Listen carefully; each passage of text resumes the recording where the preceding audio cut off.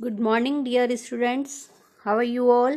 I hope you all are good. Welcome again Hindi grammar online classes. Students, आज हम Hindi grammar में स्वार्थी राजा की कहानी पढ़ेंगे.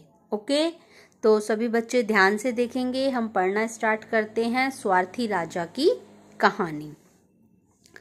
प्राचीन समय में शूरसेन नामक राजा के 2 पुत्र थे.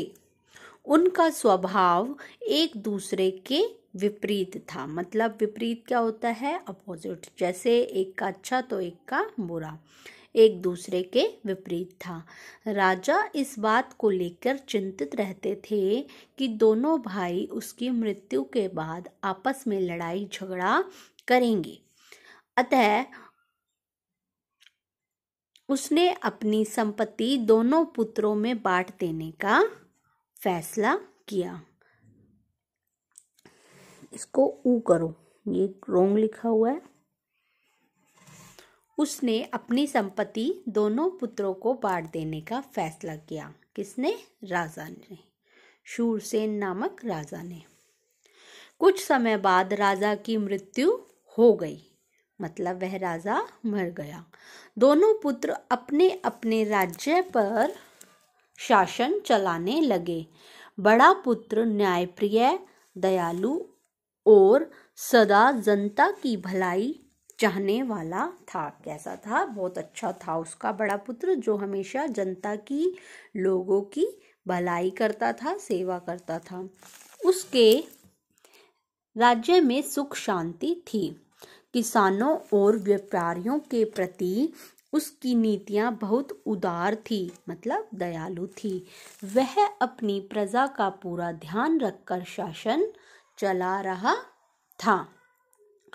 छोटा पुत्र अपनी आदत के अनुसार कठोर और निर्दयी था. मतलब कैसा था? वह बहुत बुरा था. वह अपनी प्रजा के साथ अच्छा व्यवहार नहीं करता था. किसानों से अधिक कर मतलब टैक्स लेता था. जो कर किसी भी कारण से नहीं दे पाते थे तो वह उनसे अनाज का बड़ा हिस्सा ले लेता था. जो किसान उसको टैक्स नहीं दे पाते थे उनसे क्या करता था? वह किसान का बड़ा हिस्सा, अनाज का बड़ा हिस्सा ले लेता था. व्यापारियों से भी अधिक कर वसूलता था. इसलिए अधिकतर व्यापारी राजा से परेशान होकर उस राज्य को छोड़कर अन्य किसी राज्य में चले गए. उसके राज्य को छोड़कर चले गए. इस बार उसके राज्य में सूखा पड़ा. मतलब कोई हरियाली नहीं हुई, खेती बाड़ी नहीं हुई, अनाज नहीं उगा. किसानों की फसल बर्बाद हो गई. प्रजा तथा किसानों में भुखमरी फैल गई. इस कारण से किसान इस बार उसको कर नहीं दे पाए.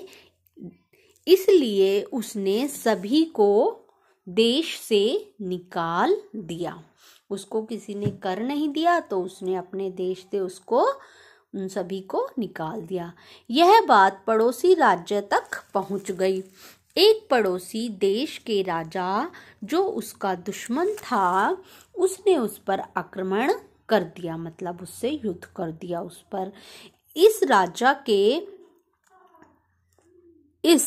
राजा के थोड़े ही सैनिक थे, जो अचानक हुए इस हमले से डरकर क्या हुआ? डरकर भाग गए. क्या हुआ? डरकर भाग गए और कुछ मर गए. अब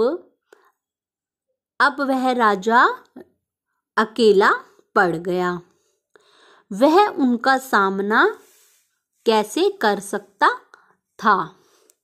उसे कैद कर लिया गया और शत्रु राजा ने उसके राज्य पर अधिकार कर लिया. वह गंदा था ना, तो सब उसके देश को, उसके राज्य को छोड़कर चले गए कुछ व्यापारी तो, और कुछ को उसने अपने देश से निकाल दिया.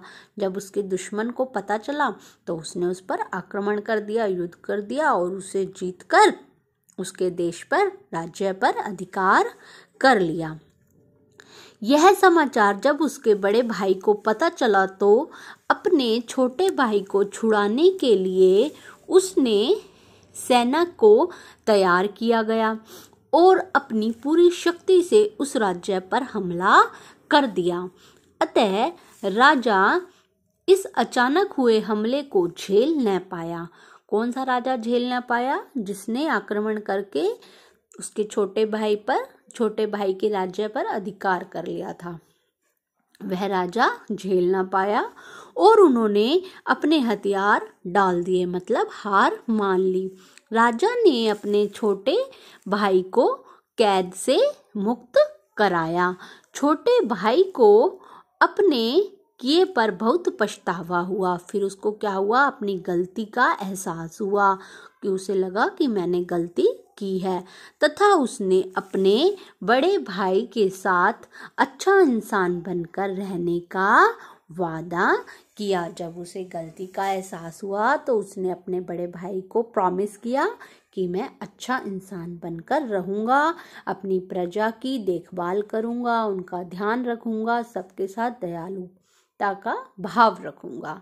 तो इस कहानी से हमें क्या शिक्षा मिली? स्वार्थी मनुष्य एक दिन अकेला ही रह जाता है। जो घमंड करता है, एटीट्यूड करता है अपने ऊपर, वो क्या होता है? उसका साथ कोई नहीं देता, वह अकेला ही रह जाता है। और जो दयालुता का भाव रखता है, दया भाव रखता है, सबकी हेल्प करता है, उसके सब फ्रेंड बन जाते हैं।